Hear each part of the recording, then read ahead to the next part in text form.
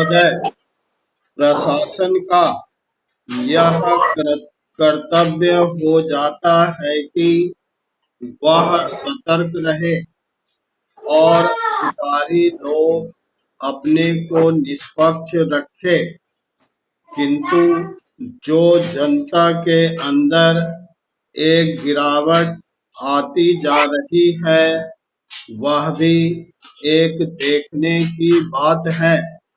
इसलिए मैं चाहता हूं कि सरकार कोई ऐसा प्रयत्न करे जिससे कि भ्रष्टाचार को रोकने के लिए जो लोगों का नैतिक स्तर ऊंचा होना आवश्यक है, उसको ऊंचा किया जा सके।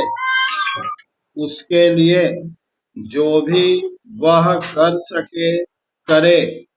मुझे कहना तो बहुत कुछ था, लेकिन चूंकि मेरा समय समाप्त हो गया है, मैं अब और कुछ नहीं कहूँगा पैराजी महोदय। इसलिए मैं माननीय रक्षा मंत्री महोदय का ध्यान इतिहास की उस चेतावनी की ओर दिलाना चाहता हूँ कि हिमालय की चोटी पर जिसका अधिकार रहा है, उसका गंगा और यमुना के मैदान पर भी अधिकार रहा है। हम इस आशा में नहीं रह सकते कि हम दुश्मन को हिमालय की चोटी से उतरने दें और फिर मैदान में उसका मुकाबला करें।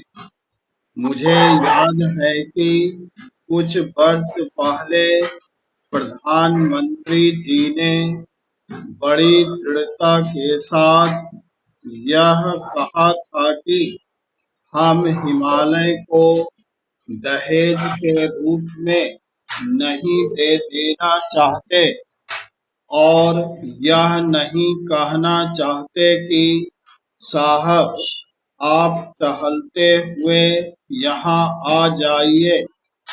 हम नहीं चाहते कि वहाँ पर कोई मुकाबला ही न हो।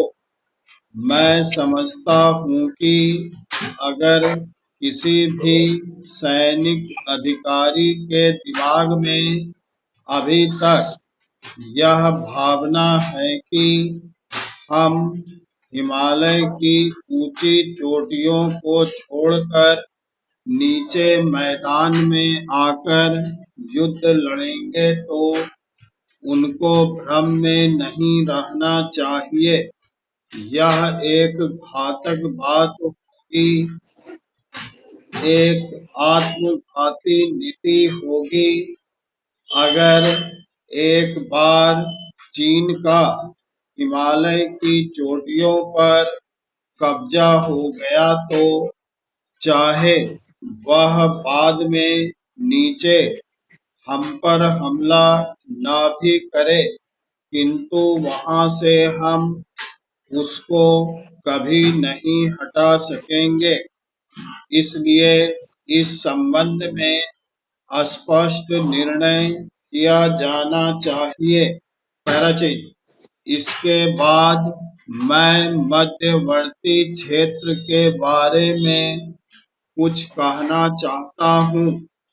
पिछली बार जब चीन ने बड़े पैमाने पर आक्रमण किया था, तो लद्दाख में और पूर्व में नेफा के इलाके में किया था।